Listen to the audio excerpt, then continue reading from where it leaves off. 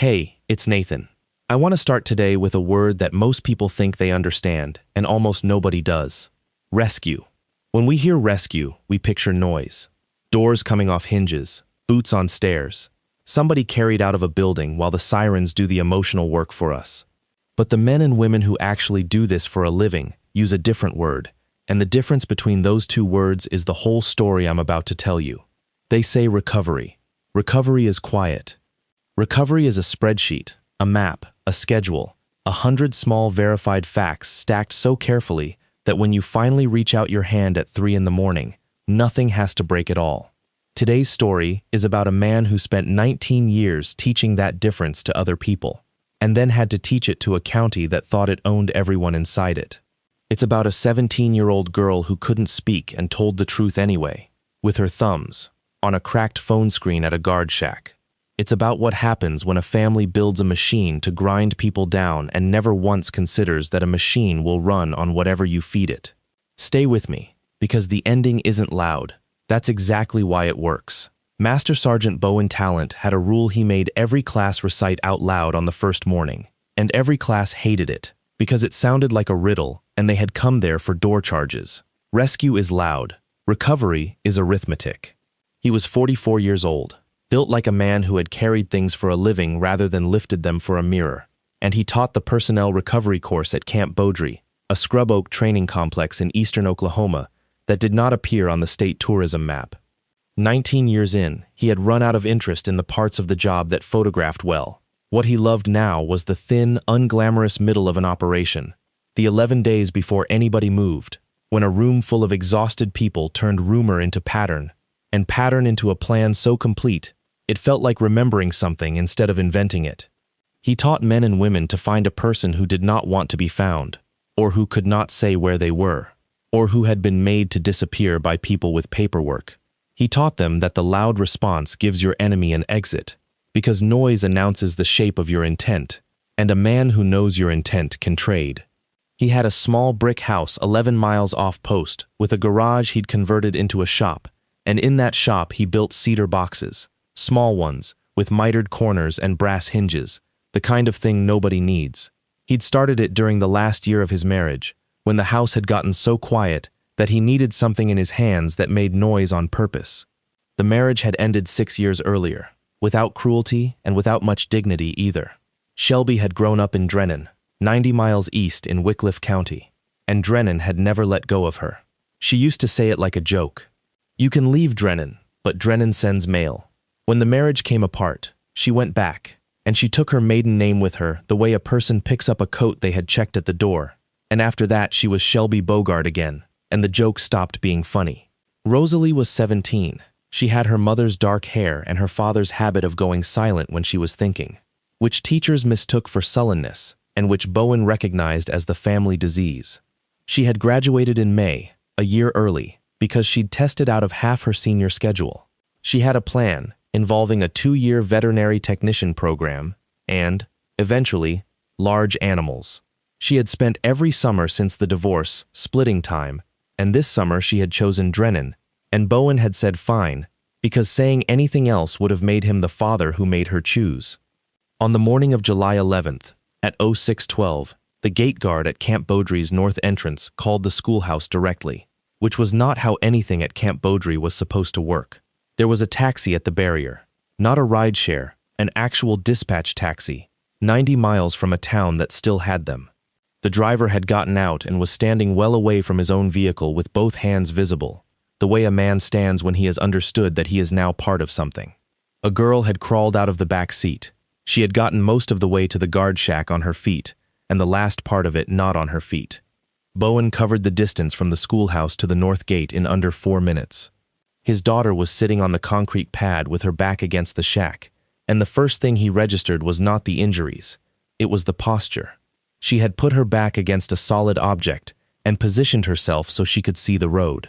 He had taught her that when she was 9, in a diner in Lawton, as a game. Then he saw the rest. Her jaw was wired shut, not swollen shut, not clenched, wired, the arch bars visible along her gum line, the elastics in place, the tidy work of somebody who had done a great many of them. Her lower face was the wrong shape, 3 fingers on her right hand were splinted and taped in an aluminum cradle, and the splints were clean and correct and professional. Her left eye was closed by swelling that had already gone from purple to that awful green-yellow that means days, not hours. She was wearing a t-shirt he didn't recognize, and jeans he did. Somebody had treated her. Somebody had treated her carefully and well, and then somebody had put her in a taxi. He went down onto one knee in front of her and did not touch her, because he did not yet know what was broken, and he made his voice into the flattest, calmest thing he owned. "I'm here. Don't move. Tell me what hurts by tapping." She lifted her phone with her left hand. The screen was spidered across one corner. Her thumb moved, slow and clumsy, and it took her almost 40 seconds, and Bowen Talent did not once look away or offer to guess, because guessing is a way of telling somebody their testimony doesn't matter. She turned the phone around. Mom's brothers. All 5. They took turns and did this. He read it 3 times. There is a thing that happens to a certain kind of man in a certain kind of moment, and it is the opposite of what movies promise. Everything in Bowen Talent went very quiet, and very cold, and very organized, like a room where somebody has just switched on the lights. He typed nothing. He said, "Okay." Then he said, "Did they let you go, or did you get out?" Her thumb moved again. "They think I went to Mom's." And that, more than the wire in her jaw, was the sentence that told him what he was dealing with. Because you only think a person went home if you believe you own the roads. The base hospital at Camp Beaudry does not do maxillofacial surgery, so by 10 that morning, Rosalie was 90 minutes west at a regional trauma center, and by noon, Bowen was standing in a consult room with a surgeon named Dr. Halima Nkemdirim, who had put a set of films up on the wall panel and was looking at them the way an engineer looks at a bridge that has not fallen down yet. "I want to be careful with you," she said.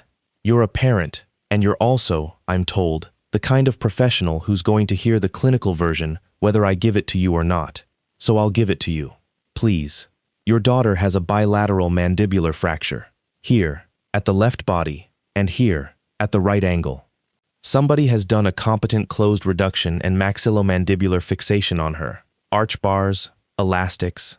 It's good work. I'd have done it about the same way." She moved her pen. The right hand is a boxer's fracture pattern across the 4th and 5th metacarpals, plus a proximal phalanx.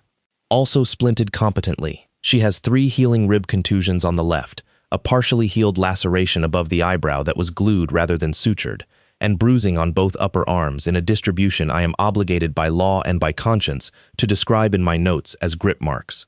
How old are the injuries? That's the part I want you to hear slowly. She tapped the film. The mandible is 4 to 5 days old. There's early callus. The rib contusions are older, 7 to 10.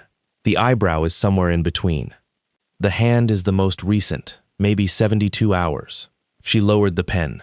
"Mr. Talent, these injuries did not happen in one event. They happened on a schedule." Bowen looked at the films for a long moment. "Where's the paperwork?" he said. "That's the other thing." Nkemdirim pulled a single folded sheet from the chart. This came in her pocket. It's a discharge summary from a clinic in Drennan, signed by a Dr. Chester Vollmer. It describes a single incident.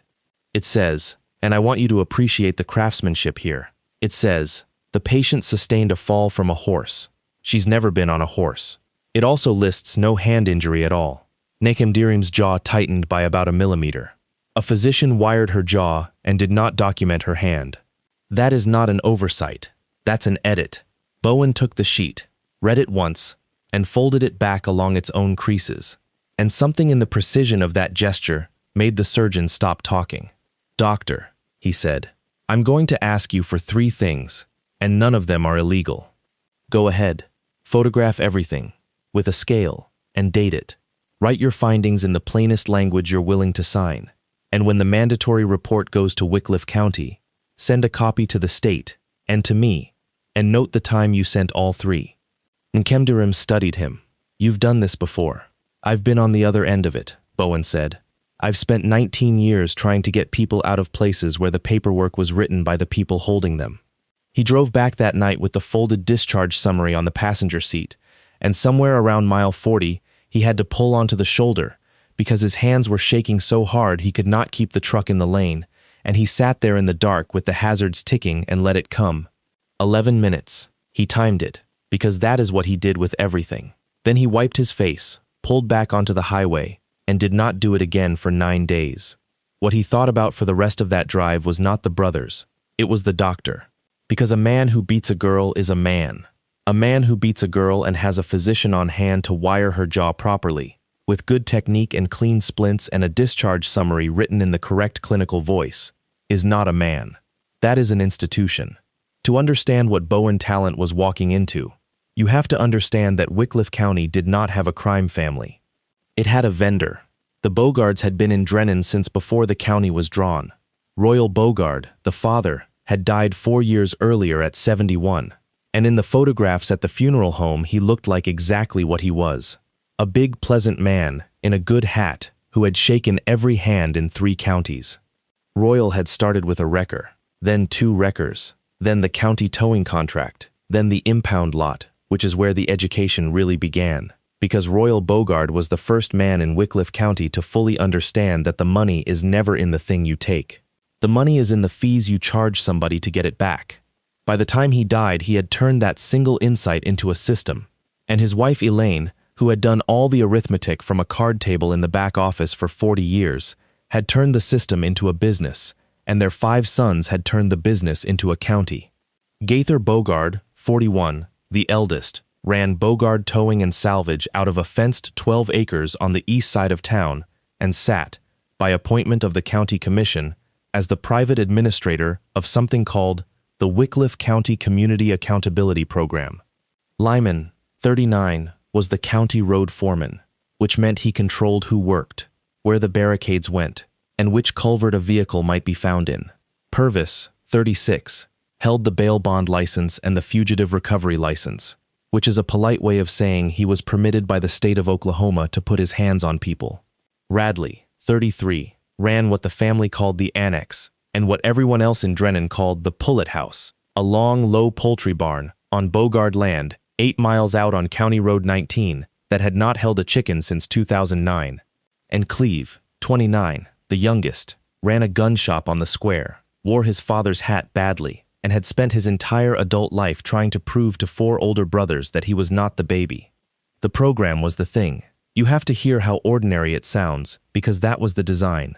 In 2016, the county commission, facing jail overcrowding and a consent decree, contracted out its pretrial supervision and community service administration to a private vendor at no cost to the taxpayer. The vendor would be compensated by participant fees. It is a real model. It exists in dozens of states. The vendor was Bogard Community Solutions, LLC. Here is how it actually worked. A man gets arrested in Drennan for something small: driving on a suspended license, a bar fight, possession of a 1/4 ounce. Instead of jail, the judge offers the program. It sounds like mercy, and half the time, the man's own public defender tells him to take it. He signs. The signature is the door. Now he owes an enrollment fee, a monthly supervision fee, a drug testing fee, per test, and the tests are frequent, an electronic monitoring fee, per day, charged whether or not a monitor is ever placed on him. A missed appointment triggers a rescheduling fee. Non-payment is a violation. A violation is a new charge. A new charge is a new enrollment. Within 4 months, a man who was arrested for a suspended license owes $1,100 to a company owned by the family that towed his truck. He cannot pay it. He is now facing jail on the violation. And that is when the program offers him the second door. He can work the debt off. Community service, credited at a rate set by the vendor, performed at a work site administered by the vendor. The work site was the Pullet House. At any given time, between 19 and 44 people slept in that barn on cots, in a building with a padlock on the outside of the door, and were bused at 0500 to a rendering plant in the next county, to a chicken processing line, to a scrap operation, to whatever contract Gaither had signed that month. The plant paid Bogard Community Solutions per worker per hour. The workers were credited $8 an hour against their debt, less a daily housing charge of $11, less a transport charge, less a meal charge. Almost nobody's debt went down. That was not an accident. That was the product. And the beauty of it, from the family's side, was that every single door on the way in had been opened by a signature and a judge's order. There was no kidnapping, There was no dungeon. There was a contract, a docket number, and a padlock on the outside of a barn. Sheriff Orby Stackhouse had been elected 4 times and had never once run against anyone. When somebody's cousin filed a complaint, the complaint went into a folder in the sheriff's office labeled, without irony, pending. There were, at the time this story starts, 168 complaints in that folder. That was the county Rosalie Talent spent her summer in. And Bowen, who had waved goodbye to her in a gas station parking lot in May, knew literally none of it, because Shelby had never told him, because Shelby had grown up inside it, and to Shelby it was just how things were. He drove to Drennan on the second day. He did it the polite way, which was itself a form of reconnaissance. He parked in front of Bogard Towing and Salvage at 0900 in a clean shirt, and he asked the woman at the counter if he could speak to Gaither Bogard, and he waited 20 minutes, and then a big man in his 40s came out wiping his hands on a rag he did not need. "You'd be Rosalie's dad," Gaither said pleasantly. "I would. Terrible thing. Horse." Bowen said nothing. He had learned a long time ago that most men cannot survive 4 seconds of a silence they did not create. Gaither survived 11. Then he smiled. "She's a wild kid. Got into a place she shouldn't have been in. On property she shouldn't have been on. My brother Radley found her and got her to a doctor and paid for it out of pocket, which is more than most folks would do." He folded the rag. "Now she's home safe with you. That's a good outcome for everybody." "Where's Shelby?" "Shelby's at her mother's. She's real upset." Gaither's eyes did something then. A small readjustment. The look of a man checking a gauge. "You're not going to be one of those fellas that makes a thing out of this, are you? Because I'll be honest with you, Mr. Talent. Fellas make a thing out of stuff around here, and it never once works out the way they had it drawn up." "No," Bowen said. "I'm not going to make a thing out of it." He shook Gaither Bogard's hand. He got in his truck. On the way out of town, he drove 8 miles east on County Road 19, because on his way in, he had noticed a county road crew that was not repairing anything, 3 men and a truck parked at the intersection with a stop work sign and no work stopped, and he wanted to know what a road crew was guarding. He got 400 yards past the intersection before a white pickup came up behind him fast and rode his bumper for 1.5 miles, and then a second truck pulled out from a field entrance ahead of him and slowed to 31 miles an hour, and he was boxed, politely, for 9 minutes, until the road bent past a long, low building with sodium lights on it in the daytime, and a bus parked at the end, and a padlock, and then the front truck accelerated away, and the rear truck peeled off at a gate. They had shown it to him. That is the thing about people who have never lost. They cannot resist showing you. Bowen drove home doing the speed limit, and by the time he reached Camp Beaudry, he had stopped thinking about 5 men entirely.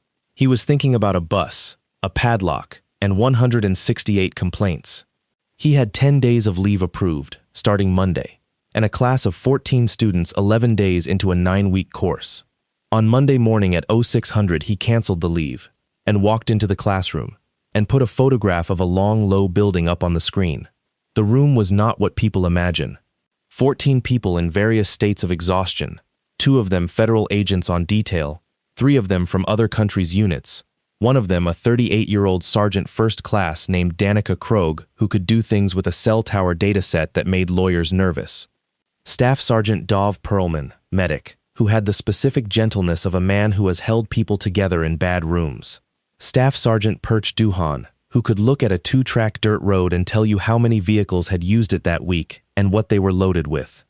Sergeant Ruthie Ocampo, 26, the youngest, who asked the questions everybody else was too proud to ask.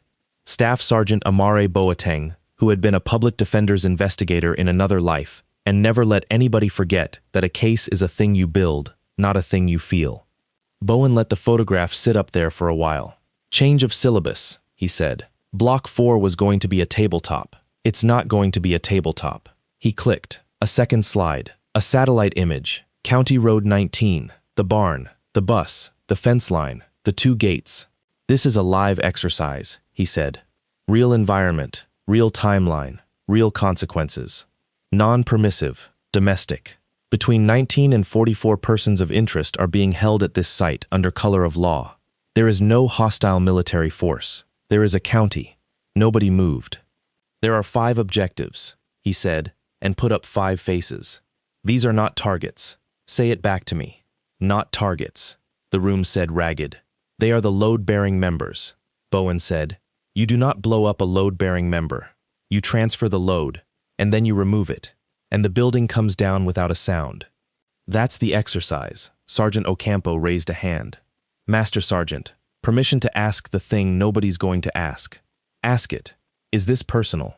Bowen had known the question was coming since 0612 on July 11th, and he had spent 30 hours deciding how to answer it honestly. On the 11th, he said, my daughter arrived at the north gate of this installation in a taxi with her jaw wired shut. She named these 5 men. So yes, it's personal, and that's a problem.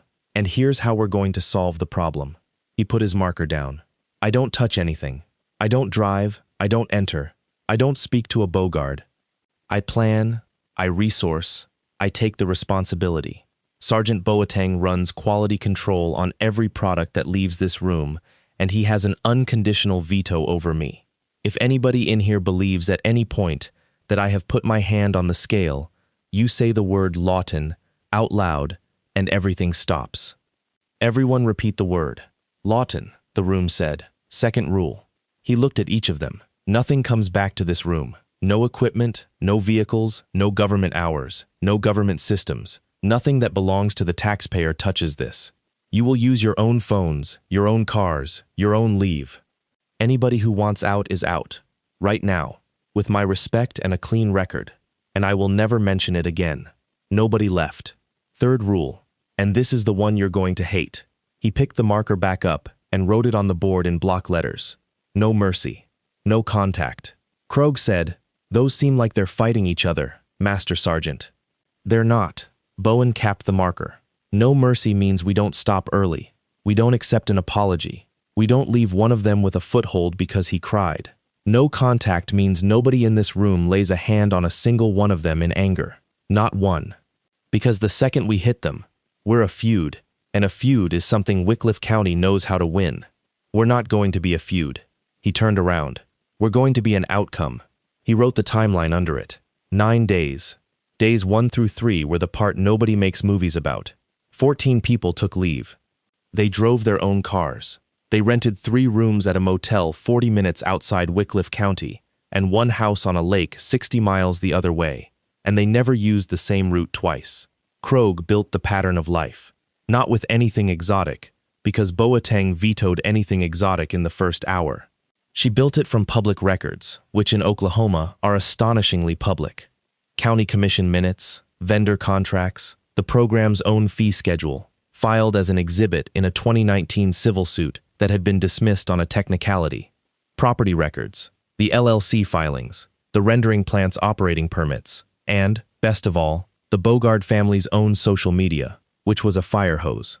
Cleve Bogard posted 11 times a day. He posted the gun shop's hours. He posted his truck. He posted, on the 3rd night, a photograph of 5 men at a table at a steakhouse in Tulsa with the caption, all 5, 1 table, God help 'em. Krogh printed it and pinned it to the wall of the lake house, and Duhan wrote the timestamp under it, and Boateng said, mildly, that's a conspiracy photograph. He took it himself. Duhan did the ground. He drove County Road 19 twice, both times as a man delivering nothing to nobody, and he counted. Bus 1, capacity 28, departs 0510, returns 1840. 2 pickups on rotation, fence, 4-strand, not electrified. Exterior padlock on the main slider, plus a chain on the north man door. Sodium lamps on a photocell, which meant they'd be on at 0300 and there'd be shadow at the corners where the light cones didn't overlap. He mapped the shadow. Perlman did the medical. He did it the only way that mattered. He went to the county's 2 urgent care clinics as a patient with a fake sprained wrist and read the room. And then he went to the pharmacy and read the shelf. And then he did what nobody expects a medic to do, which is that he read 4 years of the local paper's obituaries. He found Franklin Rubidoux on the 2nd night. 19 years old. Died the previous September. The obituary said complications of an existing condition. The death certificate, which is a public record in Oklahoma for a fee of $15, said sepsis, and listed the place of death as a residence on County Road 19, and was signed by Dr. Chester Vollmer. He died in the barn, Perlman said. He said it very quietly, in a kitchen at a lake house at 11 at night. 19. Sepsis takes days. Days. Somebody watched that happen. Boateng wrote the name on the board. And then Ocampo, 26 years old, and the only one of them, who looked like a person who might be enrolling in a community college, did the thing that broke it open. She got a job. Not at the barn. At the dairy bar on the square. 4 shifts, cash, no paperwork, because the dairy bar had not asked anybody for paperwork since the Nixon administration.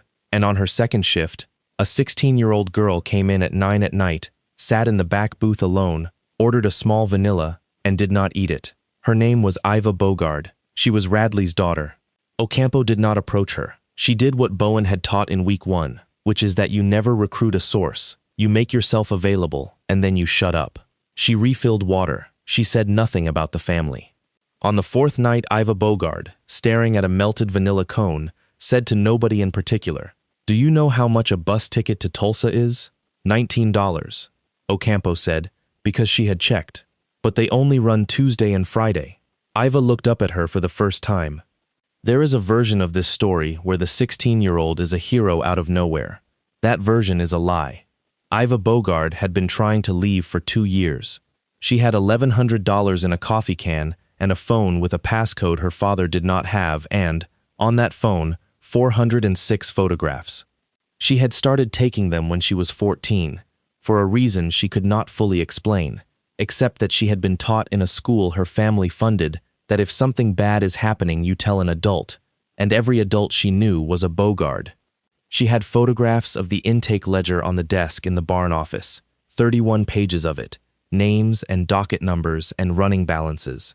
She had photographs of the fee schedule that the county did not have on file, the real one, the one with the $11 per diem. She had photographs of the padlock, and the cots, and the bus manifest with names crossed out. She had a video, 41 seconds long, taken in October from the top of the hay ladder, of her uncle, Purvis Bogard, walking down a row of cots with a clipboard, and of a man on the 3rd cot who did not get up, and of Purvis kicking the frame of the cot twice. And she had one more thing, which she did not offer for 4 days, because she had to decide whether she was a Bogard. On the 5th night she put the phone on the table face down and said, "There's one from July." From the 8th. Ocampo said, "You don't have to." "I do though." Iva turned the phone over. It was 39 seconds. It was shot through the gap between a barn door and its frame, and it was dark, and the audio was the useful part. In it you could hear 5 men's voices, and you could hear a girl trying to speak with a broken face, and you could hear Cleve Bogard, 29 years old, say the sentence that would eventually be read aloud in a federal courtroom in Muskogee. "She's got a phone, Gaither." She had a phone in the barn. Rosalie had not stumbled into anything. Rosalie had gone looking. That was the part that took the wind out of Bowen Talent, and it took it out of him in a hotel parking lot at midnight, when Boateng played the audio for him on a laptop, once, and then closed the lid, because he understood immediately what had happened, and it was his fault in the specific way that fathers are at fault for the good things they built. Rosalie had spent 5 summers listening to a man explain, at dinner, in the truck, over a cedar box in a garage, how you find out what is true. Look for the thing that doesn't fit. Count the vehicles. Photograph the paperwork, not the people, because paperwork can't lie about itself later. She had gone to Drennan in May, and in June she had taken a job delivering feed for the co-op, and one of the stops on the route was a barn on County Road 19 that ordered 400 pounds a week of nothing a chicken would eat. She had noticed, and then she had counted, and then she had photographed, and then, on July 8th, she had made the one mistake a 17-year-old makes, which is that she had told her mother. Not everything. She'd told Shelby that Uncle Radley had people in the barn, and it wasn't right, and somebody should call somebody. And Shelby Bogard, who had grown up learning that the family is a weather system you dress for, had done the thing she had done her whole life. She had told Gaither, because Gaither would fix it. Gaither always fixed it. "I want to be careful about your ex-wife," Boateng said in that parking lot, "because I've seen this exact fact pattern 11 times, and it splits 2 ways, and they look identical from the outside. One is a co-conspirator, the other is a woman who has been trained since birth to hand the problem to the men." Which is she? I don't know yet, Boateng said, and neither do you. And I need you to hold that. Sir, respectfully. If you decide tonight, you'll build the wrong plan. Bowen sat with that for a long moment in the dark. Copy, he said. Days 4 and 5, the plan changed shape entirely. Because the original idea, the one Bowen had walked into the classroom with, had been a recovery. Get the 41 out. Federal referral. Let the system do the rest. Krogh killed it on day 4 with a single sheet of paper. If we take the people out, she said, here's what happens. 41 participants are removed from an active court-ordered program. Every one of them is instantly in violation of a judge's order. Sheriff Stackhouse issues 41 warrants by lunch, and they are legally valid warrants, and those people get picked up in 3 counties over the next month and put back in. Meanwhile, the family's lawyer files an emergency motion. The barn gets emptied and pressure washed. The ledger goes in a burn barrel, and we've turned 41 victims into 41 fugitives. The room went quiet. So we don't get them out, Ocampo said slowly. We get them out, Krogh said, but not first. First we take away the thing that makes the warrants work. Boateng got up and wrote 3 words on the board. Who signs the form? And that is where the whole shape of the 9 days turned. And it turned on something so unglamorous that when Bowen explained it later to a federal magistrate, the magistrate laughed out loud. The Wickliffe County Community Accountability Program was administered by a private vendor, and under the terms of the 2016 agreement, filed in the commission minutes and never once amended, every intake, every violation, every work credit, and every release had to be signed by the program's designated administrator or, in his absence, by his designated alternates. There were exactly 6 authorized signatures on file with the county clerk. Gaither Bogard, administrator, Lyman, Purvis, Radley, Cleve Bogard, alternates, and Eileen Bogard, secretary of the LLC, who could sign nothing on her own but had to countersign any change of administrator. 6 people. That was the entire load-bearing structure of a machine that had processed 1,100 human beings in 9 years. They privatized it, Boateng said, and he was almost gentle about it. They took a county function and they made it depend on 5 brothers and their mama. And then they never wrote a succession clause, because it never occurred to any of them that all 5 could be unavailable at the same time. Bowen stood looking at the board for a long, long moment. Sergeant Krogh, he said, if all 5 signatures become unavailable simultaneously, what happens to the program at 0800 the next morning? Krogh had already run it. Nothing can be signed. No violations can be filed. No warrants can be requested. No participant can be transported. And no work order to the rendering plant is valid. Under Section 9, if the administrator function lapses for more than 72 hours, supervision reverts by operation of law to the district court, to the judge. She looked up, and the judge in Wickliffe County is a 70-year-old man named Alderidge, who has been signing whatever's put in front of him for a decade, and who, the minute he's personally holding 41 people's liberty, is going to do exactly what a scared 70-year-old man does, which is, call the state, Krogh said, and ask for help. Bowen Talent looked at the board for another few seconds. Then he took the marker and drew a line under it. We're not going to break the machine, he said. We're going to feed it its owners. There is a phrase in the personnel recovery world that gets abbreviated on every whiteboard in every schoolhouse in the country. Find, fix, finish, exploit, analyze, disseminate. Bowen had taught it 400 times. On the morning of day 5, he stood in front of a rented lake house living room with 14 exhausted people in it and rewrote the last word. Find, he said, fix. And then, instead of finish, we deliver. He drew a line down the middle of the board. On this side is everything we do. Locate the objective. Establish his pattern. Verify his identity at the moment of handover. Choose the ground. Choose the hour. Control the approach. That's us, and it's 90% of the work, and nobody will ever hear about it. On this side is the only thing that touches a Bogard. He wrote one word, handcuffs, and every single pair of them belongs to somebody with a badge, a warrant, and jurisdiction. Not one of them belongs to anybody in this room. Ocampo said, Master Sergeant, the sheriff's bought. Correct. So we're never going to use the sheriff. Bowen tapped the county map. Look at what they built. Wickliffe County is a fortress. and they own every wall of it. But a fortress has one permanent weakness. You have to leave it sometimes, Duhan said. You have to leave it constantly, Bowen said, because the money's outside. That was the whole plan. It fit on one page. It took 4 days to make true. On day 5, Bowen made 2 phone calls that were not exercises. The first was to a woman named Coretta Spate, 61 years old, a civil rights attorney in Tulsa who had spent 11 years suing private probation vendors in 3 states and losing most of the time. He drove to her office and put a folder on her desk containing 31 photographed pages of an intake ledger, a real fee schedule, a death certificate signed by Chester Vollmer, and a 41-second video shot from a hay ladder.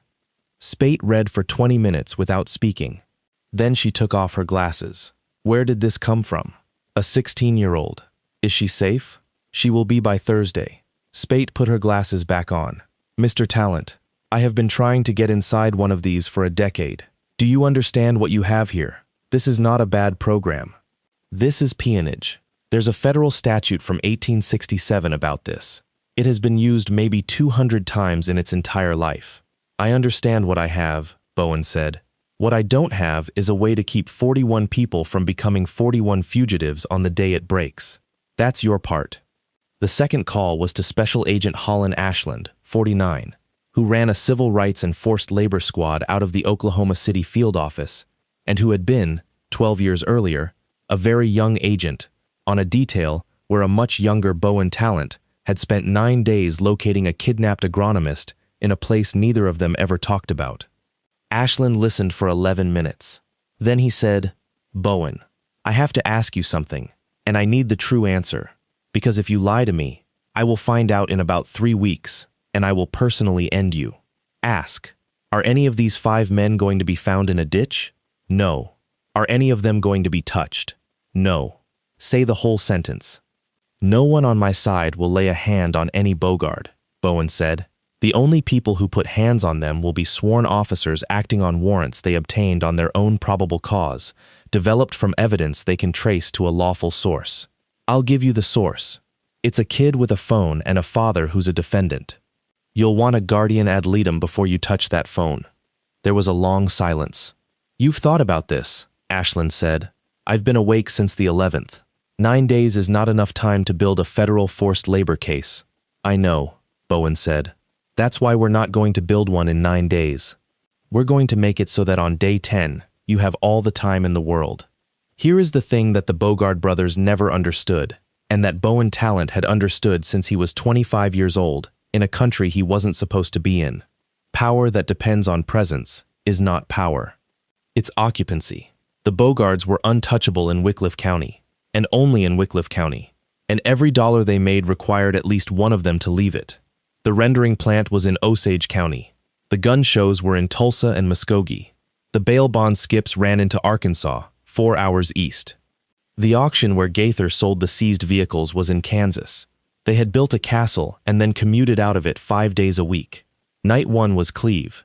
Cleve Bogard drove 110 miles east to a gun show at a fairgrounds outside Fort Smith on the 3rd Saturday of every month, and had for 6 years, and posted about it every time. He sold at a table under a friend's federal license, and did most of his real business in the parking lot, out of the bed of his truck, cash, no forms, because Cleve Bogard needed everyone in his life to know that the rules did not apply to the Bogards, and a man who needs that will eventually tell it to a stranger. The stranger was not from Bowen's team. The stranger was an ATF task force officer, because Duhan's contribution to Night 1 consisted entirely of documenting, over 3 separate weekends across the previous month, the make, model, plate, table number, and parking lot habits of a man who advertised himself, and then handing that documentation to a federal agency that had been mildly curious about that particular parking lot for 2 years. At 4:41 p.m. on a Saturday in a parking lot in Arkansas, Cleve Bogard sold 2 unserialized receivers and a converted pistol to a man he had met 40 minutes earlier and was arrested at 4:46 by 4 people who had been standing nearby the entire time. Nobody in Wickliffe County knew for 31 hours. His truck sat at the fairgrounds until Monday, when Eileen Bogard finally called the sheriff's office, Orby Stackhouse made calls to 3 county jails in Oklahoma because it did not occur to him to call Arkansas because Bogards did not get arrested. Night 2 was Lyman. Lyman Bogard, county road foreman, had for 4 years been signing off on gravel deliveries from a pit that did not exist. The pit was on a county purchase order. It billed $12,000 a month, and it was a mailbox in a strip center in Bartlesville. Boateng did not do anything clever with this. He did the least clever thing available to a citizen of the state of Oklahoma. He filed a complaint with the state auditor and inspector, attached the commission minutes and the purchase orders, and mailed it certified. The thing about a fake gravel pit is that it is the single easiest crime in the world to prove, because you can drive to it. On day 6, 2 state investigators drove to it, photographed a mailbox, and drove back. On day 7, at 6:10 a.m., Lyman Bogard was arrested at a Love's truck stop on the highway outside Nowata County by the Oklahoma State Bureau of Investigation, on his way to work, holding a coffee. He set the coffee on the roof of his truck. The investigators let him finish it. It's in the report. His truck stayed at the Love's for 2 days. Night 3 was Purvis. Purvis was the one Bowen had worried about, because Purvis was licensed to put his hands on people and knew exactly how far he could go. And Purvis was also, of the 5, the one who most enjoyed his work. Purvis had a skip, a man named Otis Pardue, 68 years old, who had been enrolled in the program 3 years earlier over a suspended registration, who had accumulated $4,100 in fees, and who had finally, in April, gotten in a car and driven to his sister's house in Van Buren, Arkansas. Purvis had already gone after him twice. Perlman found Otis Pardue on day 5, sitting on a porch in Van Buren with an oxygen concentrator, and Perlman did not ask him to do anything. He sat with him for 2 hours and listened to a 68-year-old man describe 11 months in a poultry barn, and then he said, "Mr. Pardue, I'm going to give you a phone number for a lawyer in Tulsa and one for an FBI agent in Oklahoma City, and I'm going to leave, and whatever you do next is yours." Otis Pardue called both of them in the same afternoon. Here is what an Oklahoma bail bondsman's fugitive recovery license is worth in the state of Arkansas. Nothing. Arkansas requires a separate license, a bond, and, in practice, notice to local law enforcement before you take anybody. Purvis Bogard had crossed that line 11 times in 9 years, and it had never cost him $1, because nobody he took ever had a lawyer. On day 8, at 9:20 in the evening, Purvis Bogard walked up onto a porch in Van Buren, Arkansas, and put his hands on a 68-year-old man on home oxygen, in front of a Crawford County deputy who was parked 40 feet away in an unmarked car because Otis Pardue's new lawyer had called the sheriff's office that morning and asked, very politely, whether somebody might sit on the house. Purvis went into the Crawford County Jail on a kidnapping charge that carries, in Arkansas, 10 to 40 years. 3 of them, in 4 days, arrested in 3 jurisdictions by 3 agencies that had never spoken to each other, none of which had any reason to notify Wickliffe County of anything at all. And in Drennan, all anybody knew was that the trucks were in the driveways. That's the detail that got into the newspapers later, and it's the detail people still talk about in Wickliffe County, and it is the one thing that happened entirely by accident. Nobody planned it. It was simply arithmetic. If you take a man at his place of business, in another county, at a moment when he is doing the thing that makes him money, his personal vehicle stays wherever he last parked it, and his house stays exactly as he left it, with the porch light on a timer and the coffee maker set for 5 a.m. Eileen Bogard drove to Purvis's house on the morning of day 9. His truck was in the driveway. His door was unlocked. There was a plate in the sink. She stood in her son's kitchen for a while, and then she called Gaither, and Gaither did not answer, because Gaither was busy. Radley was night 4, and Radley was the one that had to be exact, because Radley was the one with 41 people in a building. The bus left the Pullet House at 05:10 every weekday and drove 52 minutes to a rendering plant in Osage County, and Radley Bogard drove it himself 3 days a week because he did not trust anybody else with the manifest. A commercial passenger bus crossing a county line with paying adjacent occupants is not a family matter. It is a regulated activity.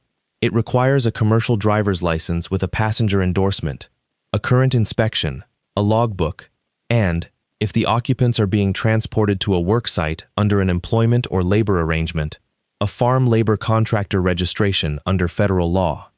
Radley Bogard had a Class B license he had let lapse in 2021.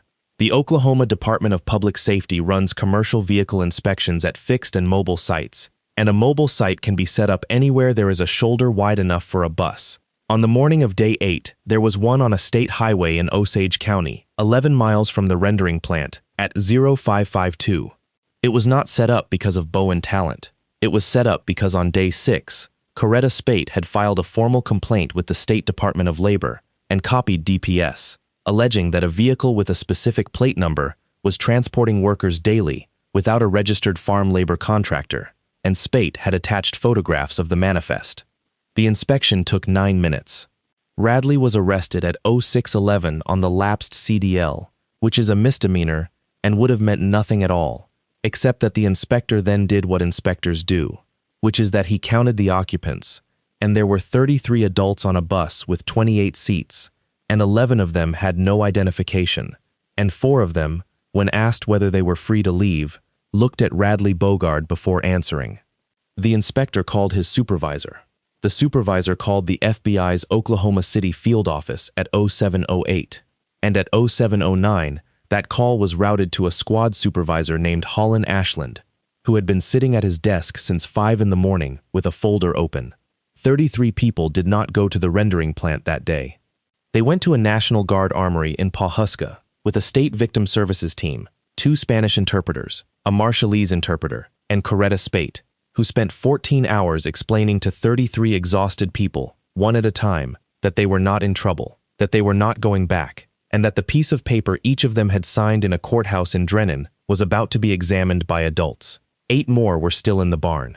Perlman had insisted on that number being known, and it was known, and at 11:40 that morning, a Wickliffe County Sheriff's deputy named Nella Trueblood, 29 years old, 4 years on the job, drove out to County Road 19 with a federal agent in the passenger seat and cut the padlock off the north man door with bolt cutters she had bought herself at a hardware store in Bartlesville, because she had asked for the departments and been told no. Bowen Talent was 60 miles away in a motel room when it happened. He did not see the barn. He has said, in the years since, that not seeing it is the only thing he regrets, and also the only thing that made it work. That left Gaither. Gaither Bogard was not a stupid man, and by the morning of Day 9 he had assembled most of it. He knew Cleve was in Arkansas. He knew Lyman was in Nowata. He had not been able to reach Purvis in 18 hours. He knew a bus had been stopped. What he did not know, and what nobody in that family could have known, was the thing Krogh had found on Day 4. He drove to the county clerk's office at 8:40 in the morning to file an emergency designation of an alternate administrator, because Gaither Bogard, whatever else he was, understood his own machine better than anyone alive, and he had realized overnight that if he was the last signature standing, he was also the last man holding 41 liabilities. He wanted out. He wanted to hand the program to a cousin, to a lawyer, to anybody. The clerk, a woman named Arletta who had worked that counter for 22 years, read the form and said, "Gaither, this needs Eileen's countersignature and a resolution from the commission. Commission meets the 4th Tuesday. That's 19 days. That's the 4th Tuesday, hun." He stood at that counter for a full minute. Then he went home. He was arrested in his own kitchen at 2:15 that afternoon by 6 FBI agents and 2 Department of Labor investigators on a federal complaint charging forced labor, conspiracy, and obtaining labor by threats of legal process, which is a specific and beautiful phrase that has been sitting in the United States Code since 1948, waiting for exactly this. He did not resist. He asked to put on shoes. Ashland let him. His truck stayed in the driveway. By 5 p.m. on Day 9, all 5 Bogard brothers were in custody in 4 separate jurisdictions, and not one of them had been touched by anyone who wasn't sworn. And then the machine did the last part by itself, which is the part Bowen Talent is actually proud of. At 8 o'clock the next morning, the Wickliffe County Community Accountability Program had no authorized signature. Not one. No violation could be filed. No warrant could be requested. No participant could be reported delinquent. Under Section 9 of a contract nobody had read since 2016, supervision of every active participant reverted, by operation of law, to the district court. To Judge Aldridge, 70 years old, who arrived at his chambers to find 1,100 open files, a federal agent, a civil rights attorney with a motion already drafted, and a reporter from Tulsa in the hallway. He did what Krogh said he'd do. He called the state. And there is one more thing, and it is the piece that makes Wickliffe County people go quiet when they tell this story, because it is so simple that it feels arranged by something larger than a master sergeant. Bond was set for 4 of the 5 brothers within 72 hours. Reasonable bond. Aldridge was covering himself and being generous. But bond in Wickliffe County has to be written by a licensed surety, and there was exactly one bail bond agency operating in Wickliffe County, and it was owned by Purvis Bogard, and Purvis Bogard was in the Crawford County Jail in Van Buren, Arkansas, on a kidnapping charge, and his license had been administratively suspended the moment the charge posted.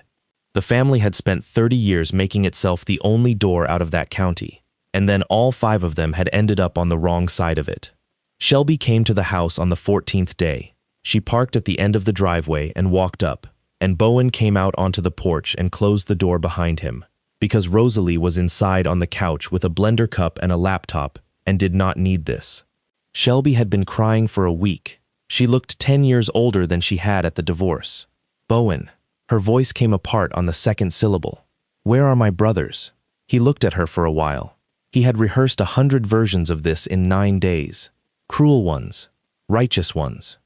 There was a version where he told her exactly what her phone call to Gaither on July 8th had cost her daughter, and he had wanted to say that one so badly that he'd had to write it down on a legal pad at 2 in the morning just to get it out of his body. What he said was this: "They're in the program." Shelby stared at him.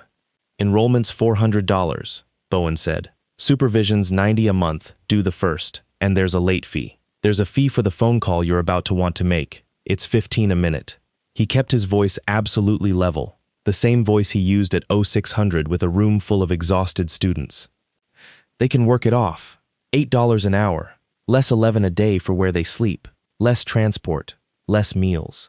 "Bowen, that's the deal your family wrote, Shelby." Nobody changed a word of it. He put his hands in his pockets. "They're exactly where they put Otis Pardue for 11 months. Exactly where a 19-year-old named Franklin Rubidoux died of sepsis last September, while your brother Radley signed a work credit sheet." He let that sit. "Ask for them by docket number. That's how it works. That's how it always worked. You just never had to know that before." She sat down on his porch step, all at once, the way people do. And then Bowen Talent did the thing that he says was the hardest single act of the entire 9 days. Harder than the classroom, harder than the drive home from the hospital. He sat down next to her, because Boateng had been right on day 5, and by day 14 they knew which one she was. Shelby Bogard had not known about the barn. Shelby Bogard had grown up in a house where you handed problems to Gaither the way you hand a splinter to somebody with better eyes, and she had done it one last time on July 8th without once imagining what Gaither would do, because in 41 years nobody had ever shown her. "Your daughter is going to need you for about a year," he said. "The wires come off in 3 weeks. She's going to be angry, and some of it's going to land on you, and you're going to take it, because you earned some of it, and then you're going to testify." Shelby looked up. "They'll destroy me," she said. "Yes," Bowen said. "That's what earning it looks like." She testified for 6 hours in a federal courtroom in Muskogee 11 months later. Iva Bogard, 16, testified for 3, with a guardian ad litem and a lawyer of her own, about 406 photographs taken over 2 years by a girl who had been told at a school her family paid for to tell an adult. Otis Pardue testified in a wheelchair with an oxygen line and used the word peonage because Coretta Spate had explained it to him and he had liked having a word for it. Rosalie Talent testified last, out of order, at her own request, with her jaw healed and her right hand 2 degrees short of full extension forever.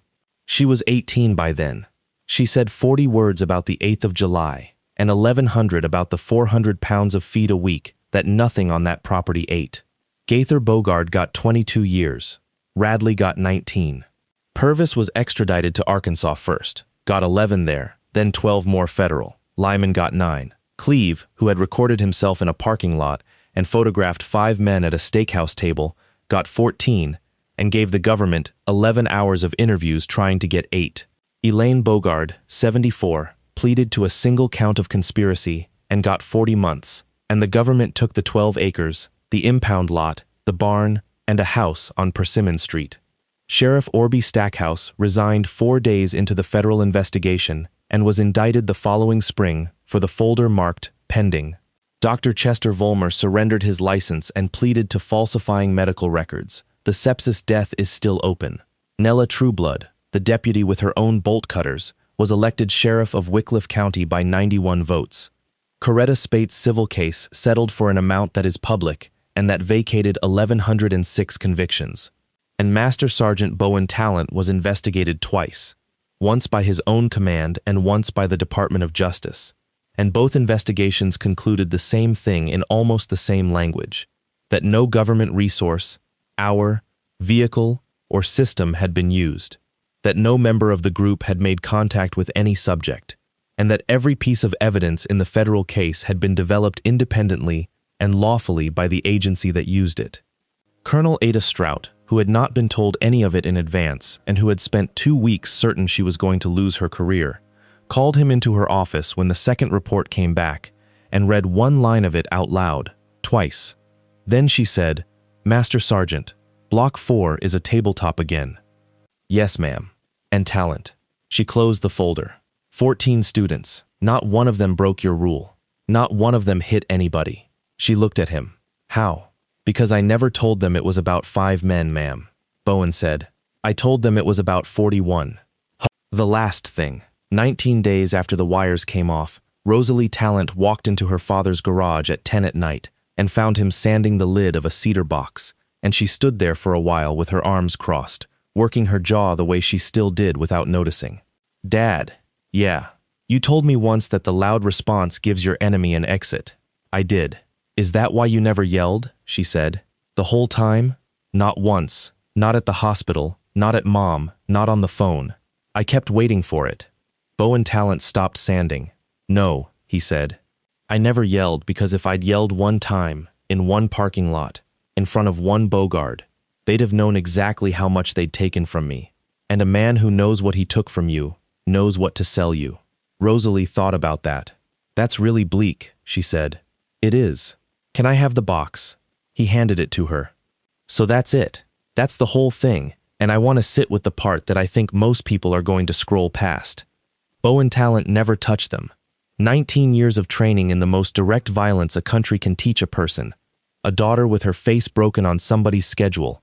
5 men he could have found in an afternoon, and he never laid a hand on one of them. And it wasn't because he was noble. It's because he did the math. He knew that the second he became a violent man in a violent county, he'd be playing a game the Bogards had been undefeated at for 30 years. So he refused to play it. He walked around it.